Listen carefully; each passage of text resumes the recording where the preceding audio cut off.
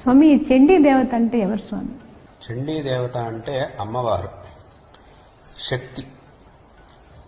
ఎప్పుడైతే ఈ మహిషాసురుడు మొదలైనటువంటి రాక్షసులందరూ కూడా ఈ లోకంలో సజ్జనులందరినీ పీడిస్తూ ఉన్నారో అటువంటి సందర్భంలో దేవతలందరూ కూడా విష్ణువుని ప్రార్థించారు.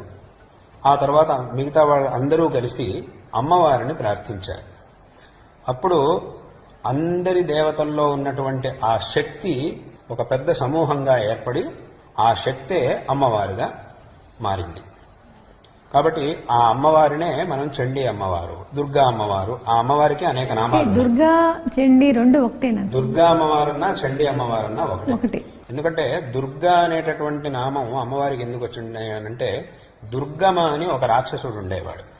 ఆ రాక్షసుడిని సంహరించడం వల్ల అమ్మవారికి దుర్గా అని నామం వచ్చింది.